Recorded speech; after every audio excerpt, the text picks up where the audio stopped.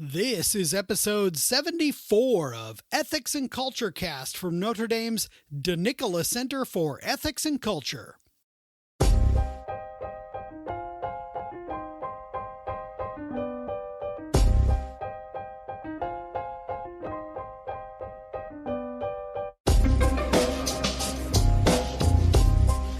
Welcome to episode 74 of Ethics and Culture Cast from the De Nicola Center for Ethics and Culture. I'm Ken Hellenius, the communications specialist at the center. In this episode, we chat with Sofia Carozza, an alumna of the DCEC's Soren Fellows program, the valedictorian of the class of 2019, a Marshall Scholar, current PhD candidate in cognition and brain sciences at the University of Cambridge, and co-host of the podcast The Pilgrim Soul. Let's sit down together for this wide-ranging and marvelous conversation.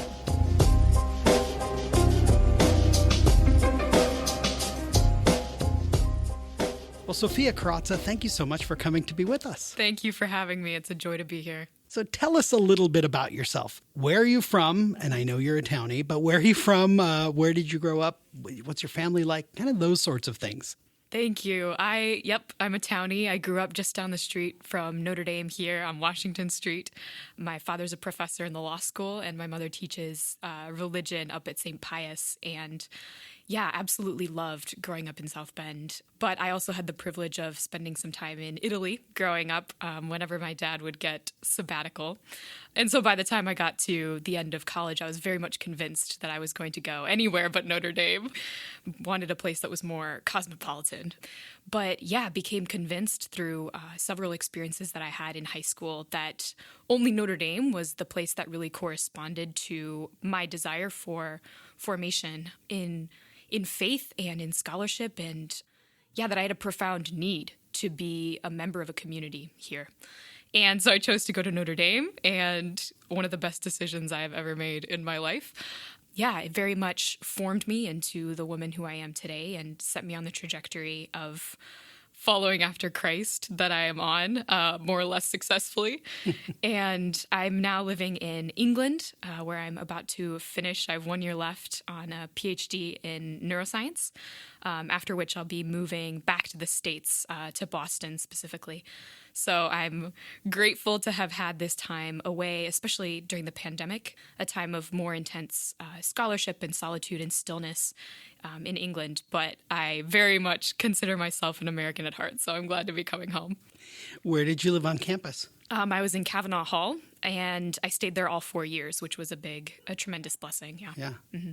You've spoken in other places about having a profound encounter of faith and kind of coming back to your faith, which you said, was always there. But yet, tell us a little bit about that. How did that come to be?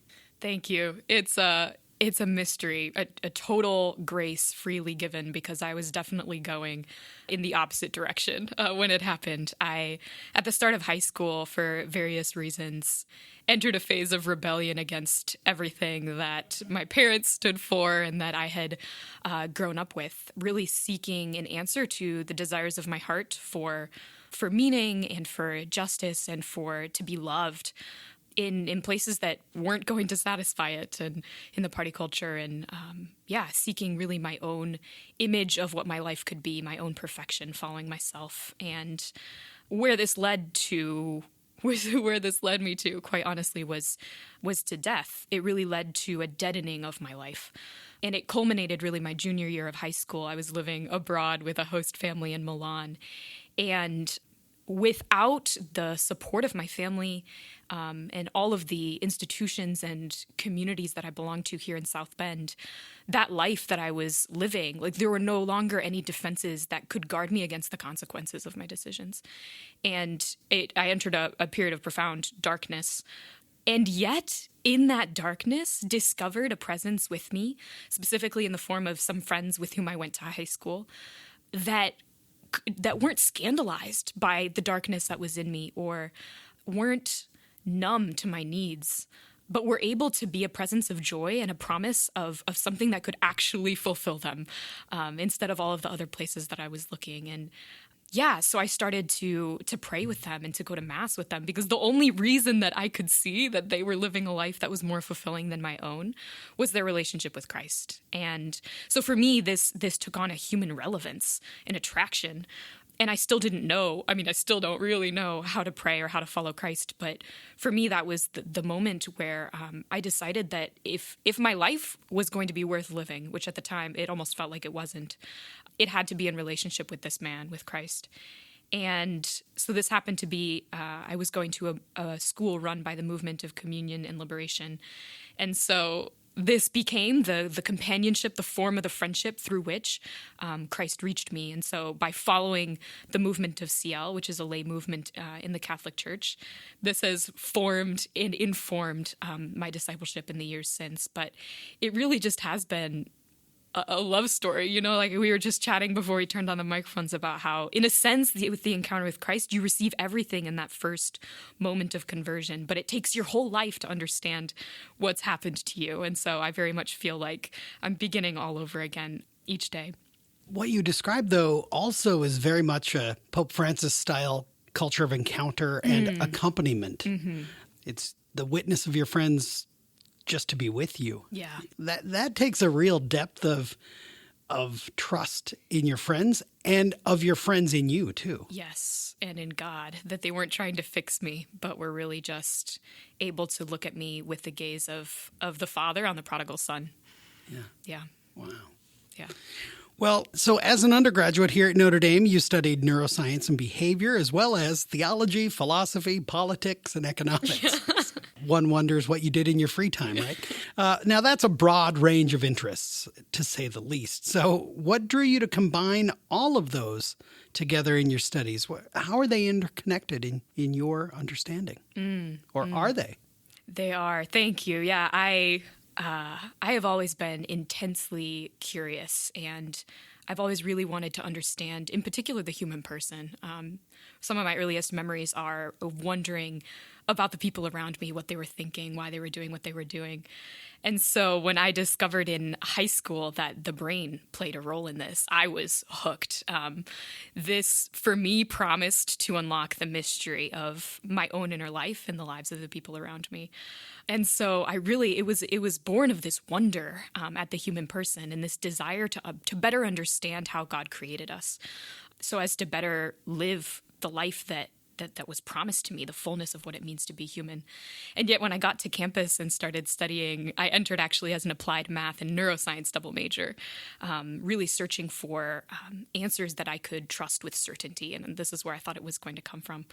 But faced with the limitations and the fact that actually it's applied math and neuroscience that can most deceive us about what it means to be human, when faced with that limitation, I hungered for a framework, a context, a principle of unity to my studies that could help me make sense of the answers that I was and wasn't discovering in neuroscience. And so fortunately here at Notre Dame, we have incredible faculty members across so many disciplines who really live this kind of integration in their own work. And so I took as many courses as possible trying to. And the first theology course that I took was with Father Kevin Grove. And in contrast to my experience of applied math the year before, was just profoundly struck by the human relevance of what we were doing, that what I was studying in his class and writing about was also the mystery that I was pondering in prayer, in the truth of my relationships with other people, and it renewed and intensified my desire to understand the beauty of the brain. And so there was almost like a unity of life that was given to me, even beyond unity of scholarship, through the study of theology that I fell in love with. And so decided to change my second major to that. And the rest is history, really, just seeking always, sometimes at the expense of true knowledge of each discipline. This search for integrity can be imprudent sometimes, but seeking always the place of each discipline in the broader whole, with theology as the queen of the sciences always. Yeah. Kind of a John Henry Newman-esque approach to the idea of the university. That is a flattering comparison. You mentioned this idea that applied math and neuroscience can actually be profoundly misleading as to understanding the human person. Yes. And that it was your studies in humanities that actually drove you back. Yeah. So how can neuroscience and math be misleading? And I guess kind of unpack that a bit. This is a challenging dynamic for me that I'm still sorting out. So I'm grateful that you asked it. And it's been a theme in my graduate studies of really grappling with the limitations of the field of neuroscience as a discipline, both in principle and then also in practice. It's founded upon assumptions, kind of like economics. It's founded upon assumptions of the human person that I really disagree with. There is a latent materialism and physicalism in understanding that the human mind is a machine, falls under the domain of the mechanical. Our whole field of cognitive neuroscience is founded upon that view of the human person. And whether or not cognitive neuroscientists themselves are aware of it, it shapes our work profoundly, the way that we ask questions, the way that we seek answers to them. That, combined with, in the broader culture, this disproportionate fascination with the human brain as potentially answering our needs and our deepest questions, fuels a kind of hubris among researchers that really blinds us to the limitations of our own work and turns the work of our own hands as the measure of reality. That, I would say, is, the kerosene that we're pouring on this fire is scientific misconduct. And the way that, you can blame the incentives of publication and grants in academia. You can blame original sin, which is what I blame. But there really is pervasive p-hacking and all sorts of forms of misrepresentation of scientific results in the service of ideology. So I have been challenged by the limitations of the field and what it means to be a researcher with academic and intellectual integrity, because I don't believe that it's a useless endeavor. And yet I do believe that what neuroscience can tell us about the human person is far more limited in scope and significance than neuroscientists and the general public believe. I don't know if that answers your question. No, what it does is it makes more clear what the challenges are. Yeah. And then it is an invitation. Yes. Right? Yeah.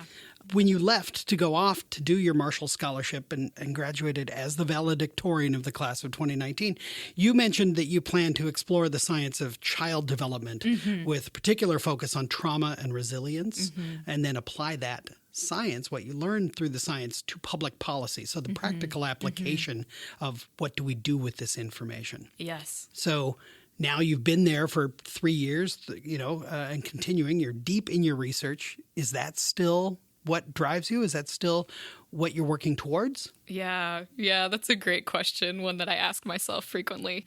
It is the form of my work. I'm doing research I use computational modeling to try to understand the effects of abuse and poverty on structural brain development. And I found, some interesting findings on potential pathways through which early adversity might change the principles of neurodevelopment in children's lives. And in the form of it, I still strive to translate this into resources for educators and practitioners and people in the legal field, so as to, again, strive for integration of what we know about children's development and to really act on the science. However, I have to say this is not why I do my research anymore. It has been transformed into truly an offering of obedience to God, because I'm certain that he called me to follow this path and that it was an invitation that was, attractive, proposed for my fulfillment.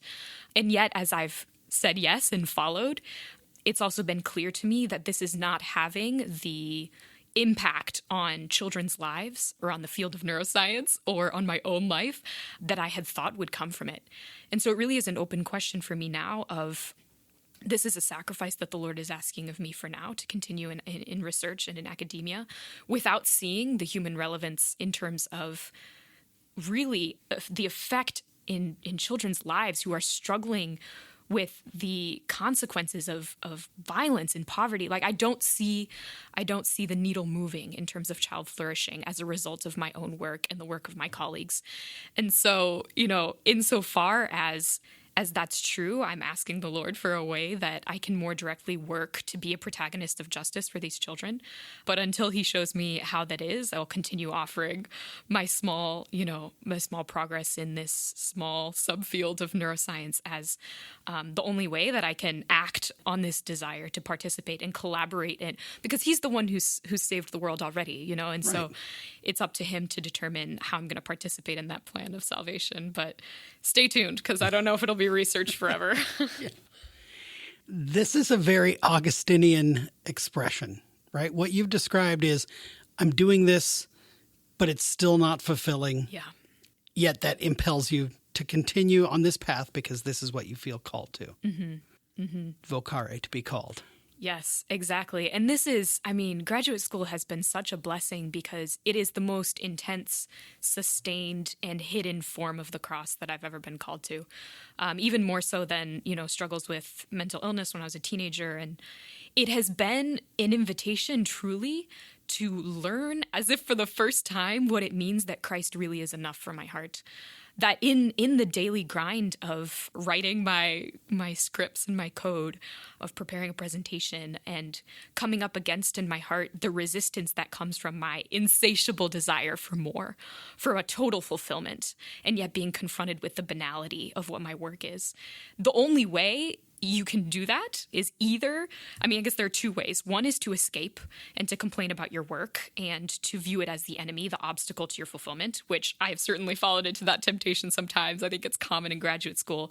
But the other is the path of freedom, of recognizing, like, you, O Lord, you are present and you are enough for me.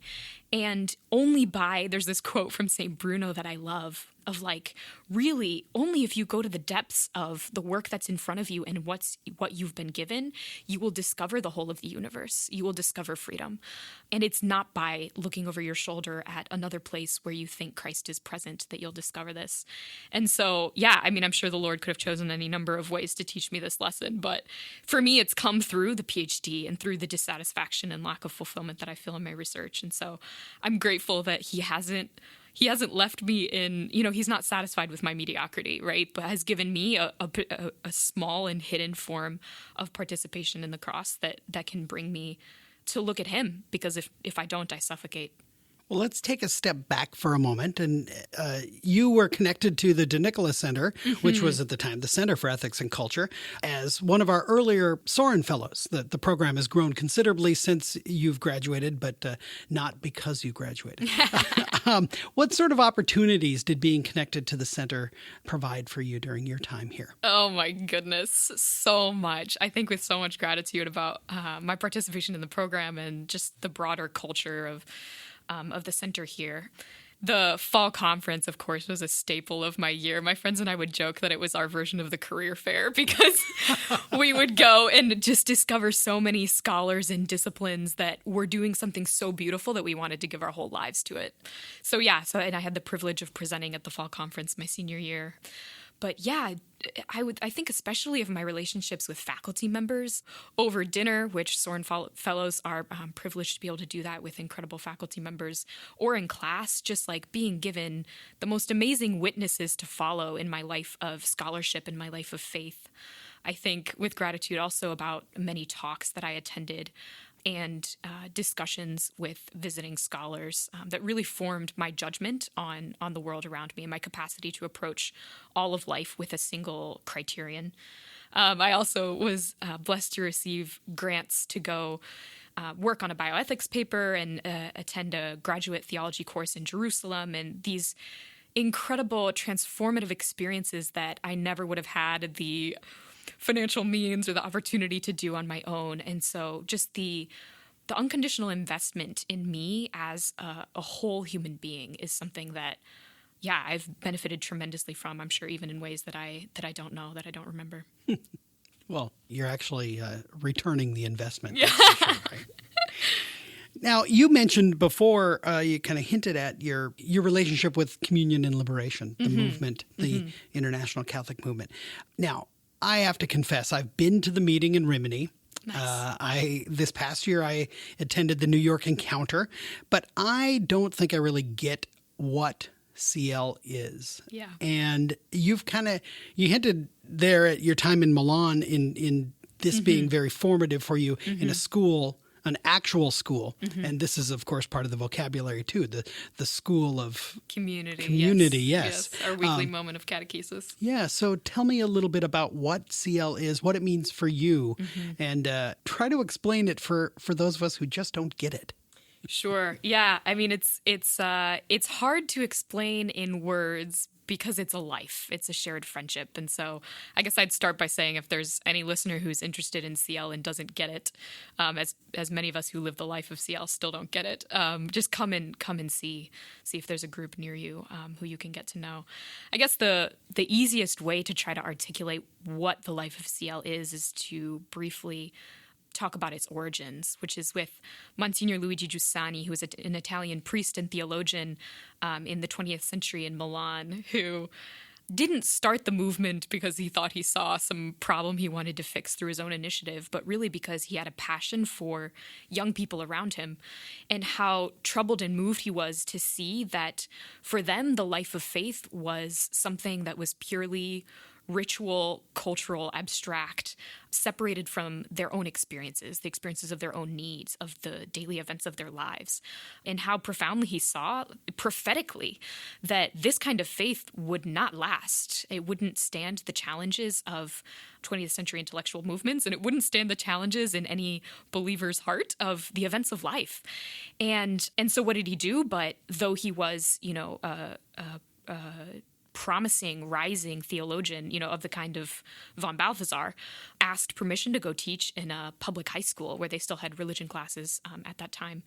And so he went and began teaching these young people the basic principles of the faith, starting from the I, what he called the I, the human heart, the irreducible and universal needs that every single person has, and which are answered only by the presence of Christ, God in the flesh, who came to tell us that he was our fulfillment, the fulfillment of our desire for truth and for beauty and for justice, and that we can experience events that correspond to these desires of our heart through the companionship of believers on earth, through the church, which is the continuation of the presence of Christ in the flesh.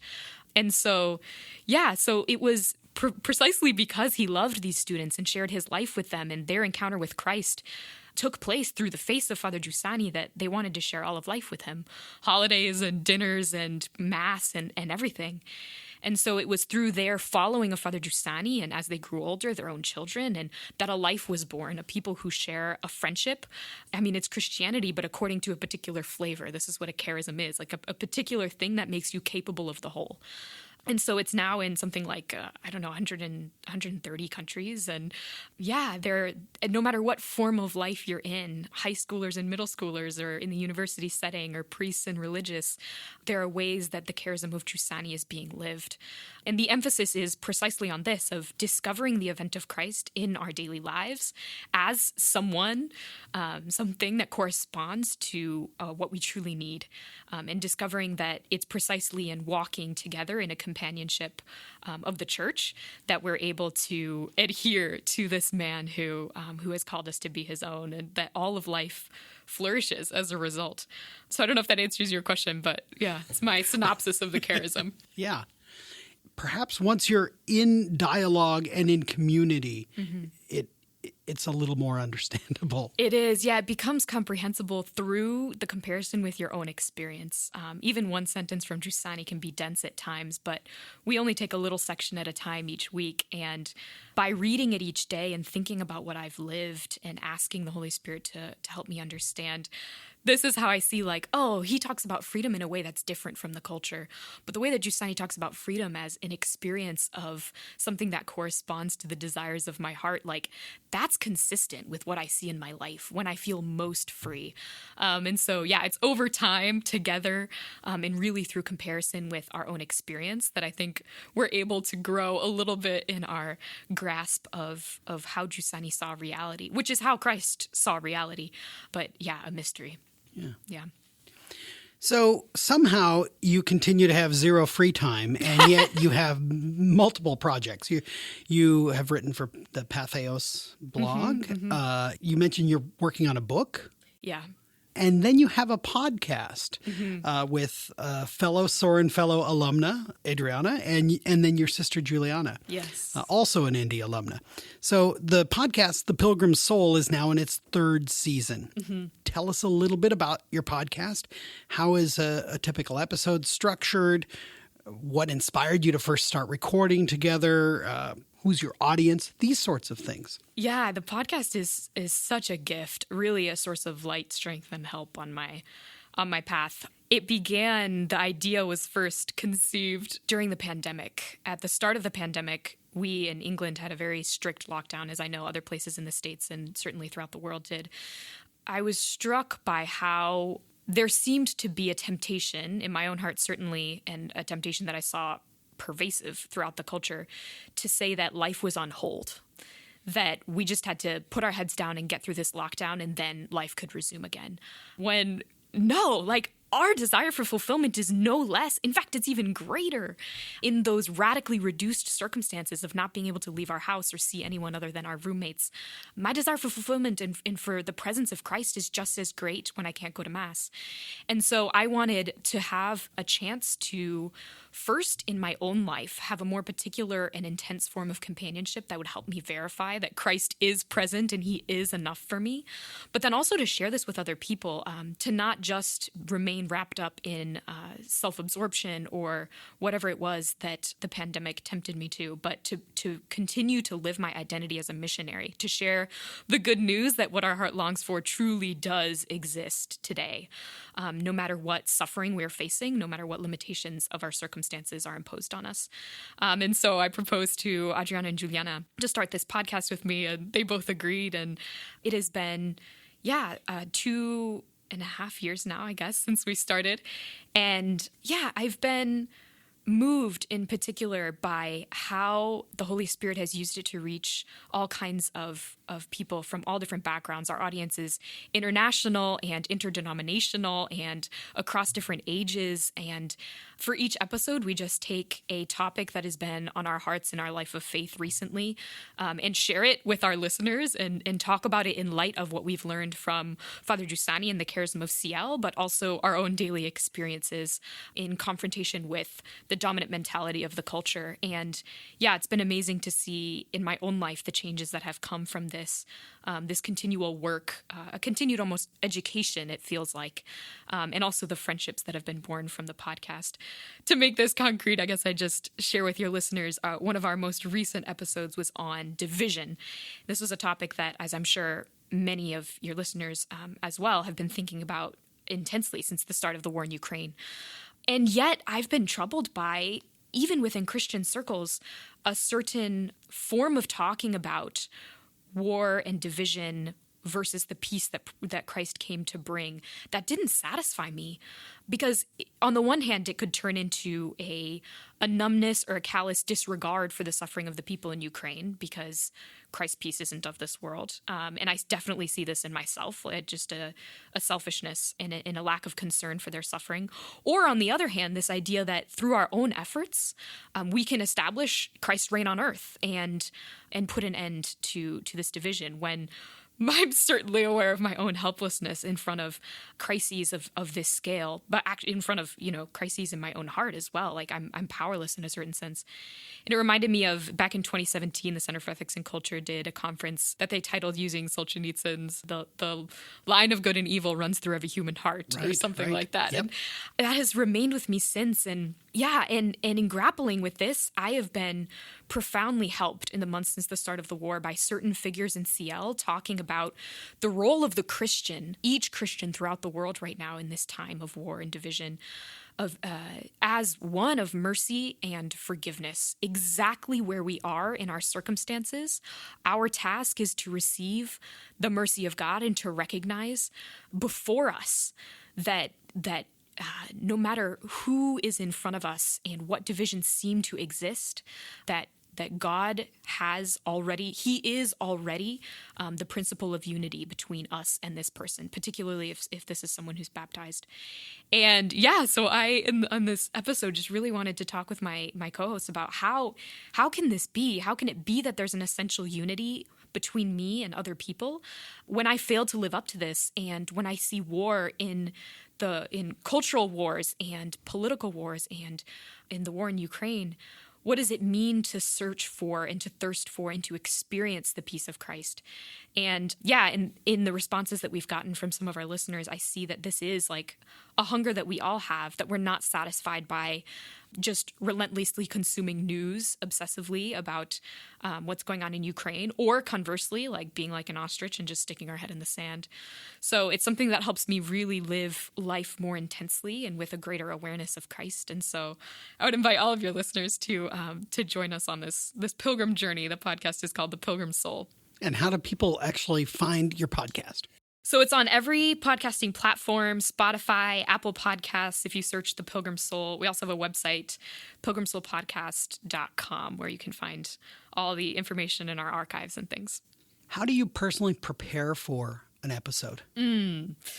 A lot of prayer. I also read the writings of Giussani that he has to say on any given topic. But really just letting the Holy Spirit in my experiences of friendship and conversation and daily life draw my attention to ways that the topic we've chosen for the upcoming episode is present, what my questions are, what my needs are.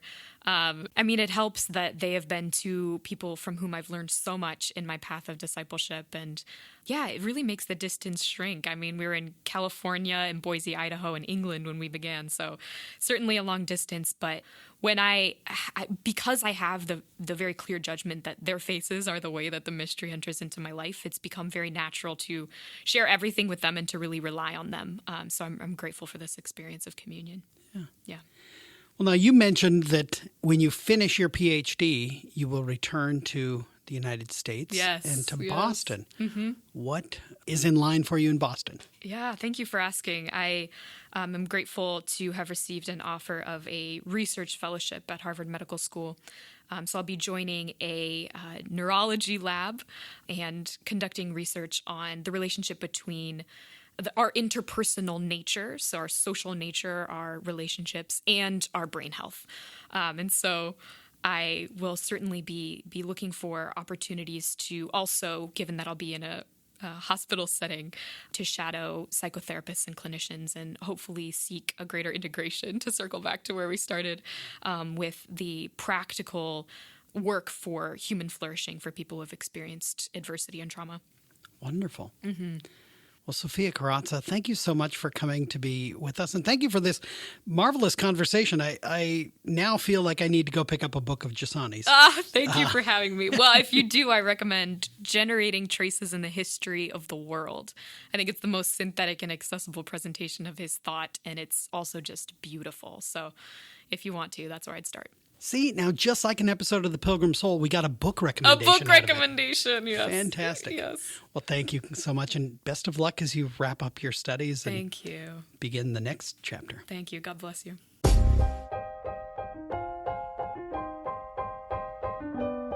Thank you to Sofia Carozza. In the show notes, you'll find links to her valedictory address at the 2019 Notre Dame commencement ceremony, to her pieces for the Church Life Journal, and to the Pilgrim Soul podcast, which she co-hosts. Subscribe to Ethics and Culture Cast so that you can always have the latest episodes by visiting ethicscenter.nd.edu/podcast. We would love your feedback.